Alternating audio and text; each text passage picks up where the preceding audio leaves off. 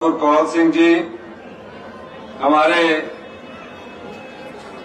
मंडी विधानसभा क्षेत्र के विधायक श्री अनिल शर्मा जी, हमारे मंडी के ऊर्जावान विधायक श्री चंद्रशेखर शर्मा जी, चंद्रशेखर ठाकुर जी, हमारे भोरज के विधायक श्री सुरेश कुमार जी, हमारे मनाली के विधायक माननीय श्री भुवनेश्वर गौड़ जी, हमारे श्रीमती चंपा ठाकुर जी,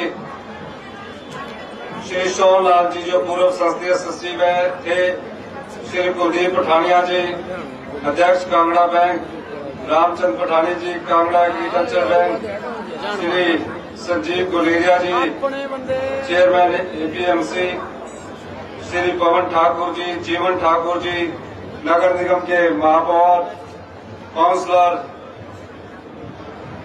विक्रम भट्ट, अध्यक्ष नगर निगम मंडी, हमारे सभी मंच पर विराजमान लंका हांडा जी, सभी जो नाम छूट गए सभी सम्मानित, पवन ठाकुर जी, विजय जी, रेड्डी जी, जीवन जी, आप सभी का शिवरात्रि की बहुत बहुत शुभकामनाएं। तकरीबन 14 महीने पहले बनी हमारी सरकार बनने के बाद हमने कुछ महत्वपूर्ण निर्णय आम जनता के लिए किए। हमने पुराने ढर्रे से चली हुई सरकार, जो 40 साल से रूटीन की सरकार बनी हुई थी, 40 साल से एक रूटीन से मुख्यमंत्री आते थे, मुख्यमंत्री बदल जाते थे, हमने एक ऐसी व्यवस्था की कि नए नियम बनाए और उन नियमों की सोच आम आदमी तक पहुंचे। इस प्रकार हमने फैसले लेने शुरू किए। मुख्यमंत्री बनने के बाद सबसे बड़ी चुनौती मुझे आर्थिक मोर्चे पर मिली। आर्थिक मोर्चे पर ऐसी चुनौती जहां सरकार का खजाना खाली था, दिन प्रतिदिन का खर्चा चलाने के लिए भी सरकार के पास पैसे नहीं थे। हमने दिन रात मेहनत की। मैंने खुद व्यक्तिगत तौर पर 12-12 बजे रात के 18 घंटे बैठकर कार्य किया। धीरे धीरे हम आर्थिक मोर्चे को मजबूत करते हुए आगे बढ़ने लगे और हमने अपना पहला बजट प्रस्तुत किया। उस पहले बजट में हमने आम लोगों की सोच को प्रकट करने की कोशिश की और हमने जो पहले वादा किया था कि हमारी सरकार बनने के बाद सभी सरकारी कर्मचारी और जो सरकारी अधिकारी थे जिन्होंने हिमाचल प्रदेश में विकास की गाथा लिखी थी, उन्हें ओल्ड पेंशन स्कीम दी जाएगी। जब आर्थिक बदहाली के मोर्चे से हम उबर रहे थे और हमने प्रयास किया और पहले ही कैबिनेट में हमने ओल्ड पेंशन स्कीम लागू की। ओल्ड पेंशन स्कीम लागू करने के बाद फिर हमें आर्थिक पाबंदियों का सामना करना पड़ा। आर्थिक पाबंदियां कैसी कि ओल्ड पेंशन स्कीम लागू करके हमें 1800 करोड़ रुपए की जो सहायता केंद्र सरकार से मिलती थी उसको बंद कर दिया गया। हमने कहा आप ये सहायता बंद कर रहे हैं, लेकिन हमारा जो अंशदान है, जो सरकारी कर्मचारियों का एनपीए के रूप में अंशदान सरकारी कर्मचारियों द्वारा दिया गया है और सरकार द्वारा दिया गया है, तकरीबन वो 9,000 करोड़ रुपए बनता था, उसे वापस कीजिए। आज तक वो 9,000 करोड़ रुपए से एक भी कौड़ी हमारे सरकारी खजाने में नहीं आई। लेकिन हमारे कदम डगमगाने वाले नहीं थे। हम मजबूती से आगे बढ़ रहे थे कि इतिहास की सबसे बड़ी आपदा इस प्रदेश पर आन पड़ी और इस प्रदेश पर इतनी अत्यधिक बारिश ने कहर भाया कि कई घर बह गए, कई मकान टूट गए और मैं पूरे प्रदेश का दौरा कर रहा था। हर जगह जो आपदा प्रभावित परिवार थे, जिनका आशियाना लुट चुका था, बह चुका था, वो आकर हमारे पास रोने लगे। कहा एक मेरा पक्का घर बड़ी मेहनत से बना, दिन रात मैंने मेहनत की, पाई पाई जोड़कर इस घर को मैंने बनाया ताकि मैं आने वाले समय में अपना बुढ़ापा आराम से गुजार सकूं। रो रहे थे और कह रहे थे अब कौन हमारा घर बसाएगा। पूरे प्रदेश में तबाही का ऐसा मंजर हमने अपने जीवन काल में कभी नहीं देखा, लेकिन हमने हिम्मत नहीं हारी। केंद्र सरकार से हमें कोई सहायता नहीं मिली। मैंने अपने बजट के कट लगाकर 4500 करोड़ रुपए का आपदा राहत पैकेज दिया, क्योंकि मैं खुद एक आम परिवार से आता हूं, मैं खुद एक किसान परिवार से आता हूं, मैं खुद एक कर्मचारी का बेटा हूं। मुझे दर्द पता है कि हिमाचल प्रदेश में कोई इतना धनवान नहीं है। 75 लाख की जनसंख्या में बड़ी मुश्किल से पाई पाई जोड़कर एक घर बनता है और जब घर तबाह हो जाता है तो उस परिवार के दिल पर क्या बीतती होगी ये हम लोग जानते हैं। मेरे पास कई माताएं आई, बहनें आई, परिवार के लोग रो रो के बिलक बिलक के कह रहे थे हमारा घर क्या बनेगा। कई छोटे बच्चे ये कह रहे थे कि हम स्कूल कैसे जाएंगे, हमारी तो वर्दी भी सारी इस आपदा में बह गई, हमारे बर्तन सारे इस आपदा में बह गए। हमने हिम्मत नहीं हारी, हमने कहा हमारे जो छोटे छोटे बच्चे स्कूल में जाते हैं, हमने हिंदुस्तान में पहली एक ऐसी योजना लाई कि जो आपदा प्रभावित परिवार थे उनके घर जो उजड़ गए थे उनको कहा जब तक आपके घर नहीं बनते तब तक आप गांव में रहने के लिए 5000 रुपया हमने किराए का मकान के रूम में उनको दिया। 10,000 रुपया शहर में जो आपदा से प्रभावित परिवार थे उनको दिया और कहा 31 मार्च 2024 ये 24 तक सारा खर्चा सरकार उठाएगी। हमने हिम्मत नहीं हारी और उन सब परिवारों को बसाने का काम किया। 4000 घर, 4000 हिमाचल प्रदेश में घर पूरी तरह तबाह हो गए। तकरीबन 13,000 पक्के घर आंशिक रूप से तबाह हो गए। मैं अधिकारियों की बैठक शिमला में लेता था, रोज सुबह जाता था, शाम को आकर रात के 11-11 बजे तक अधिकारियों से बैठक लेता था। मुझे कानून पढ़ाए जाते थे, कहा जाता था हम सिर्फ 1.5 लाख रुपया ही दे सकते हैं पक्का मकान बनाने के लिए। और मैंने कहा क्यों? कहते कानून में ऐसा प्रावधान है। मैंने खुद कानूनी की पढ़ाई की है, रात को किताब पढ़कर सवेरे अधिकारियों से फिर बैठक करता था और मैं कहता था इस कानून को बदलो। अड़चने बहुत थी, कहा कि पैसा नहीं है, मेरा पैसे का इंतजाम करना एक आम परिवार से बने मुख्यमंत्री का दायित्व है, मैं इसका इंतजाम करूंगा। और फिर हमने कानून बदल दिया, नियम बदल दिए और 1.5 लाख रुपए से उसको बढ़ाकर 7 लाख रुपया किया। और जब 7 लाख रुपया किया तो मंडी जिला में जो तबाही हुई थी, मैं यहाँ उस कार्यक्रम में आया और जिनके घर पूरी तरह तबाह हो चुके थे उन्हें 3 लाख रुपए की पहली किस्त मकान बनाने के लिए हमने दी। जिनके घर आंशिक रूप से तबाह हो चुके थे उनको 5,000 से बढ़ाकर 1 लाख रुपए की किस्त हमारी सरकार ने दी। अभी इस चुनौती से हम पार ही पा रहे थे। समाज के अंतिम वर्ग तक पहुंचने की हम कोशिश कर ही रहे थे। हमने कहा हमारे लोग गांव में रहते हैं, किसान गांव में निवास करता है, यहाँ इंतकाल अदालतें लगनी चाहिए। राजस्व अदालतों का आयोजन किया गया।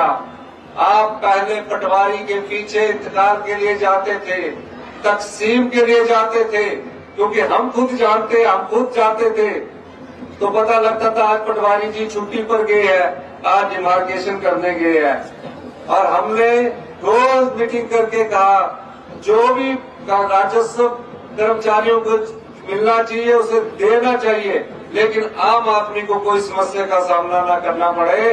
और 90,000 इंतकाल 3 महीने में करवाए, जो 10 साल से आपके इंतजार पूरे नहीं हो रहे थे। यही नहीं, तकसीम के कितने मामले होते थे।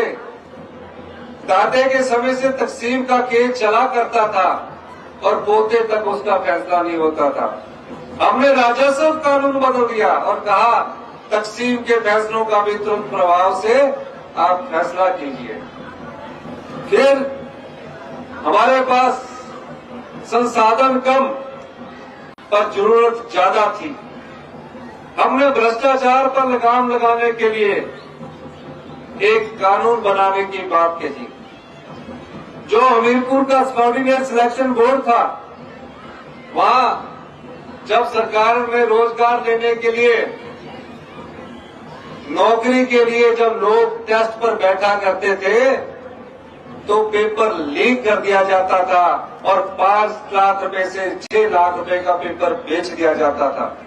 युवा, गरीब परिवार का युवा मेहनत करके ये सोचता था कि मेरे को आज सरकारी नौकरी निकली है, वो दिन रात मेहनत करके उस सरकारी नौकरी को प्राप्त करने की कोशिश करता था। लेकिन पढ़ाई के बाद भी, मेरिट होने के बाद भी वो सिलेक्ट नहीं हो पाता था। हमने जाल बनाया और पता लगा कि कई पेपर जो भ्रष्टाचार में लिप्त अधिकारियों द्वारा लीक कर दिए गए हैं। मैंने उस भ्रष्टाचार पर कुठाराघात किया, सबऑर्डिनेट सिलेक्शन बोर्ड को भंग कर दिया और जो पेपर बेचने वाले अधिकारी और कर्मचारी थे आज तक जेल की सलाखों के पीछे है। और भारतीय जनता पार्टी की सरकार सोई रही। मंडी से मुख्यमंत्री जी थे, पुलिस भर्ती का पेपर लीक हुआ, कोई जांच नहीं करवाई गई। दोबारा से पुलिस भर्ती के लीक कर होकर उसको दोबारा से उसका टेस्ट करवा दिया गया। ऐसा क्यों वो करते थे? सिर्फ अपने रिश्तेदारों को नौकरी देने के लिए वो ऐसा करते थे। भारतीय जनता पार्टी की सरकार ने फिर जब हमने सेकेंड बजट प्रस्तुत किया, जिसमें हमने कहा कि समाज के सभी वर्गों का हम लोग ख्याल रखेंगे, और उसके बीच में जब बजट सत्र था, राज्यसभा का इलेक्शन आया, हम सब लोगों की मदद कर रहे थे। हमने खनन माफिया पर शिकंजा कसा था। मैं जानता था खनन माफिया गिरोह भ्रष्टाचार में लिप्त अधिकारियों के साथ हमारे खिलाफ एक षड्यंत्र रच रहा। 27 तारीख को राज्यसभा का चुनाव हुआ।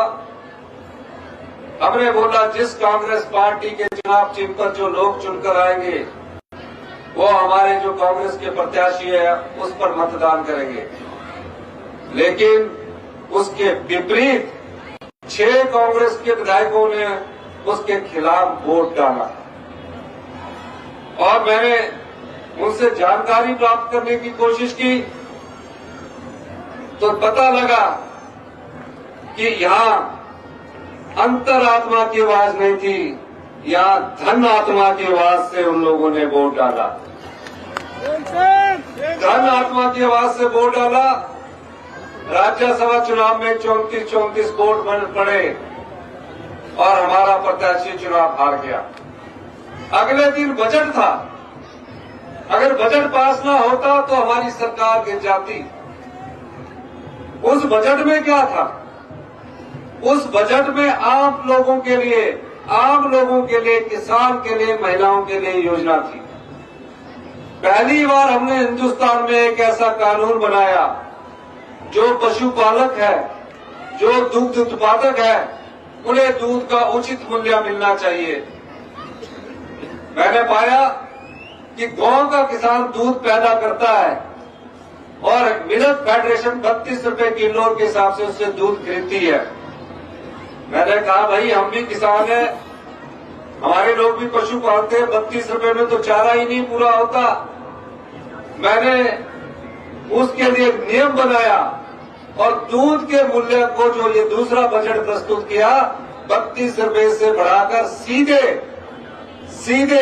13 रुपए बढ़ाए 45 रुपए कर दिया, ताकि गाय का दूध अगर सरकार उससे 45 रुपए किलो के हिसाब से खरीदेगी और भैंस का दूध 55 रुपए किलो के हिसाब से खरीदेगी। और कहा किसान के हाथ में पैसा कैसे आएगा, किसान कैसे आर्थिक समृद्धि की दिशा में आगे बढ़ेगा। 90% हमारी जनसंख्या गांव में रहती है, तो मैंने एक और योजना लाई प्राकृतिक खेती की, यानी कि जो गोबर से खेती करके गेहूं उगाएगा उससे 40 रुपए किलो सरकार गेहूं खरीदेगी और 30 रुपए किलो मक्की खरीदेगी। ये क्यों लाया मैं? ताकि गांव के किसान के हाथ में पैसा आए। आर्थिक तंगी थी, महंगाई बढ़ रही थी, कर्मचारियों को हमने 4% डीए की किस्त दी। 10 साल पुरानी लायबिलिटी उनकी 10,000 करोड़ रुपए की थी। हमने कहा कि कैश लीव कैश एनकैशमेंट और ग्रेजुटी जो है वो पहले चरण में हमारे सरकारी कर्मचारियों और पेंशन भोगियों को दी जाए। अब ये बजट पास होना था। हमारे जो बेचारे पुलिस के कर्मचारी है 10 साल से 7 रुपया डाइट मनी मिलती थी, महीने की 210 रुपया डाइट मनी मिलती थी। मैंने एक ही व्यवहार में 210 से बढ़ाकर 1,000 रुपए की ऐतिहासिक दे दी। विधवाएं बहनें 1,15,000 के करीब हमारी विधवा बहनें हैं। विधवा बहनों के बच्चे पढ़ना चाहते हैं, डॉक्टर बनना चाहते हैं, इंजीनियर बनना चाहते हैं, कोचिंग लेना चाहते हैं, लेकिन कई विधवा बहनों की हमारी आर्थिक हालत ठीक नहीं है, बच्चे को पढ़ा नहीं सकते +2 के बाद। हमने उनके लिए भी योजना लाई और जितनी विधवा बहनें हैं उनके जितने भी बच्चे हैं 1,15,000 हमारी विधवा बहनों के बच्चे, उन्हें हमें पैदा होने के बाद से 27 साल तक सारा खर्चा हमारी सरकार करेगी।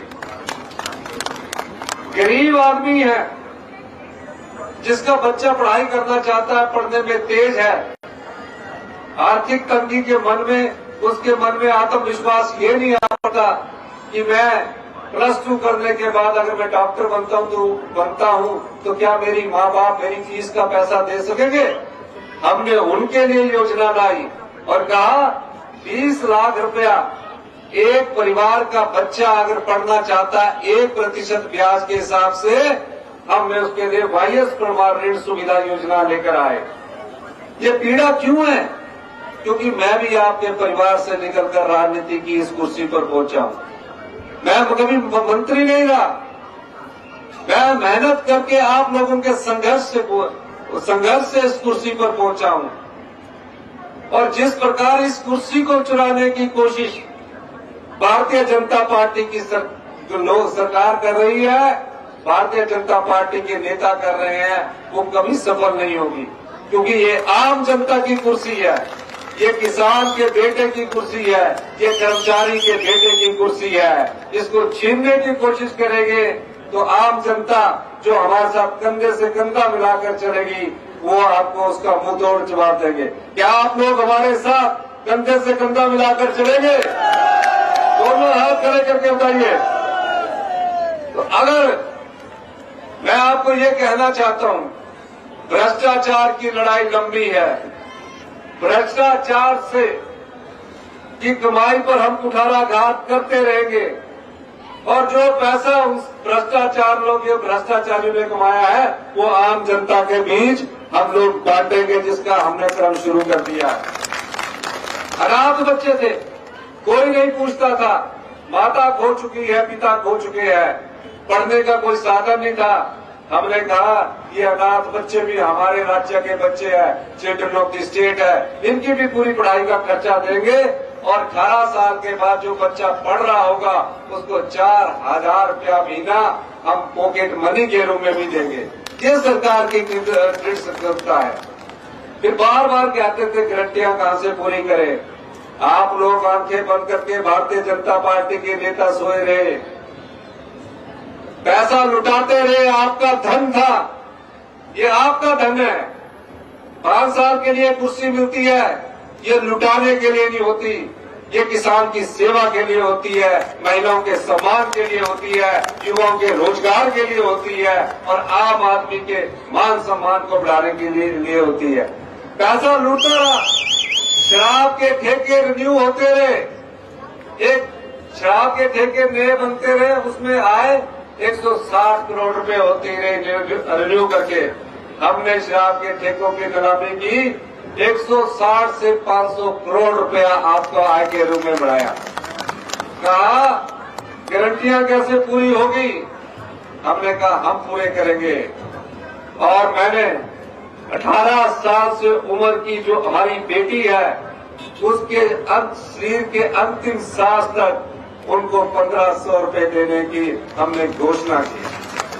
1 अप्रैल 2024 से हमारी पिछले वित्तीय वर्ष से फॉर्म हमने बांटने शुरू कर दिए हैं। जितनी भी महिलाएं 18 साल की उम्र पार कर चुकी होगी, हमारी सरकार उन सभी बेटियों से लेकर, विधवा बहनों से लेकर, माताओं से लेकर, अपने जो 60 साल से 70 साल से 80 साल से 40 साल से 50 साल की महिलाएं, हमने 1500 रुपए देने का भी पैसे का प्रावधान किया।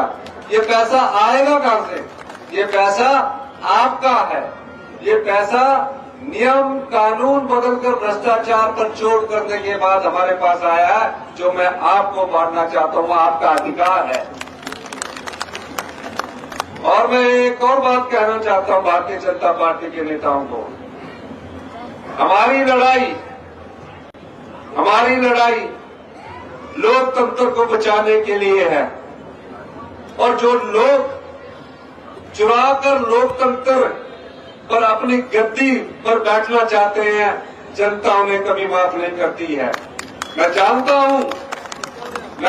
हूं आज आप 9 दिन पंचकुला के ललित होटल में ठहरे।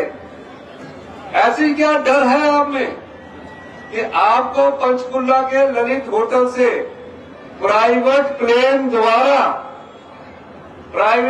द्वारा देहरादून ले जाया गया, वहां से ऋषिकेश ताज होटल में 7 स्टार होटल में चुन कर गए हैं। जनता विधायक आप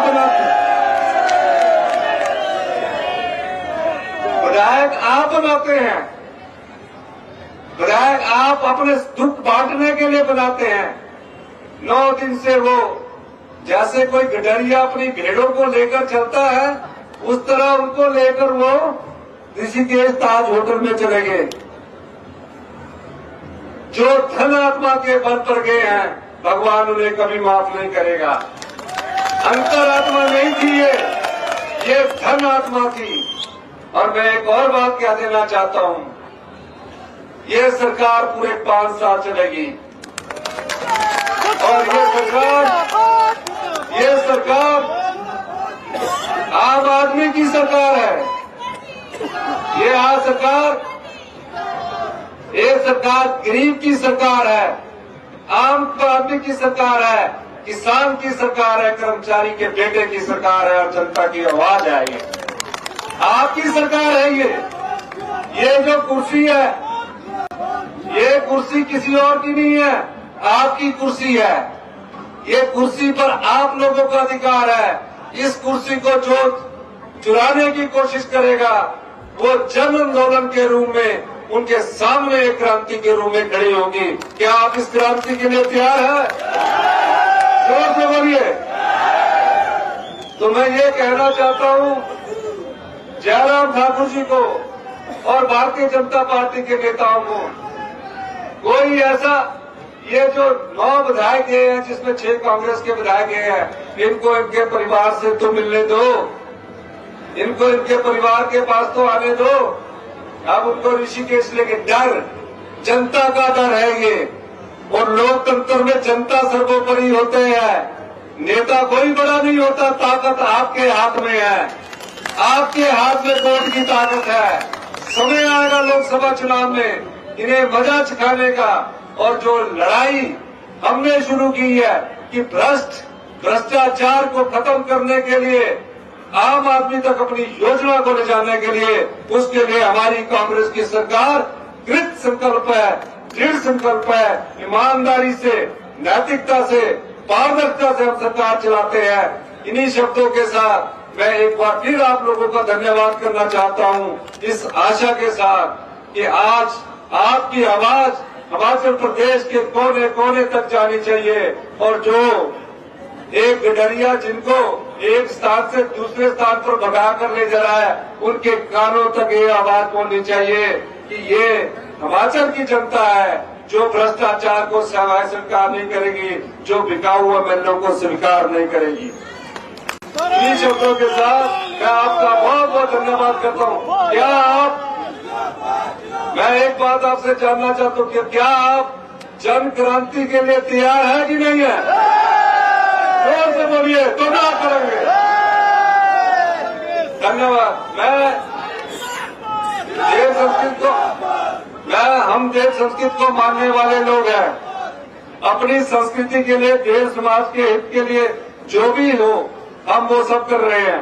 आगे जो भी जरूरी होगा हम वो सब करेंगे। इस अवसर पर मैं देवताओं के नजराने में 10% बढ़ोतरी की घोषणा करता हूं। मैं यह भी घोषणा करता हूं कि बजंतरियों का मानदेय भी 10% बढ़ाया जाएगा। और हम देवी देवताओं के आशीर्वाद से और सृष्टि के रचना शिव भगवान के आशीर्वाद से मैं अंतर्राष्ट्रीय शिवरात्रि महोत्सव मंडी 2024 के शुभारंभ की विधिवत घोषणा करता हूं। जय हिंद, जय भारत। एक बार आप सबकी तालियों के साथ बहुत आभार माननीय मुख्यमंत्री जी आपका। माननीय मुख्यमंत्री जी